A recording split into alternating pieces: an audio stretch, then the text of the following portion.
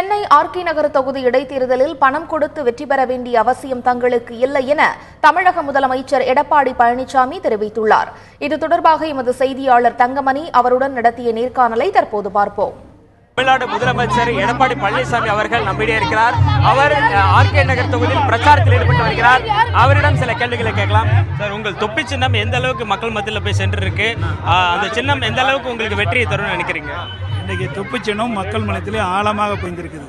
யாரை கேட்டாலும், ஒரு சாதாரண சிறுவனிலிருந்து முதியோர் வரை யாரை கேட்டாலும் தொப்பி சின்னத்திற்கு தான் நாங்கள் வாக்களிப்போம் என்று மக்கள் தெளிவாக இருக்கின்றார்கள். ஆகவே எங்களுடைய கழக வெற்றி வேட்பாளர் மரியாதைக்குரிய டிடி தினகரன் பல்லாயிரக்கணக்கான வாக்கு வித்தியாசத்தில் வெற்றி பெறுவார். சார், பன்னீர்செல்வம் அணியில் இருக்கின்ற மதுசூதனன் ஒரு கடுமையான போட்டியை கொடுப்பாருன்னு கூறப்படுது. அதை பற்றி உங்களுக்கு? தேர்தல் முடிந்த பிறகு பார்த்துக் கொள்ளலாம். யார் அதிக வாக்கு பெறுவார் என்று நீங்களே தெரிந்து கொள்வீர்கள். பணப்பட்டுவாடா பற்றி பல்வேறு விஷயங்களை பற்றி நாங்கள் எங்களை பொறுத்த வரைக்கும் பணம் கொடுத்து வெற்றி பெற்றுகிற நிலைமையே கிடையாது.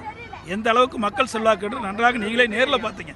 வீதி வீதியாக வரும்போது அத்தனையும் மக்கள் வெள்ளத்தில் நீந்தி தான் வந்திருக்கணும்.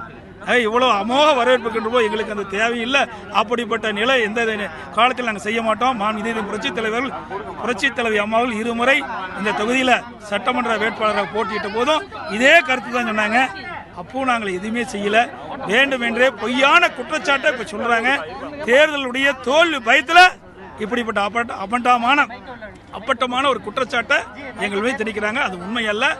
எங்களை பொறுத்த வரைக்கும் நேர்மையான முறையில் தேர்தலை சந்திக்கிறோம், நியாயமான முறையில் மக்களை சந்திக்கிறோம், மக்கள் தேவையான பிரச்சனை தீர்ப்போம்.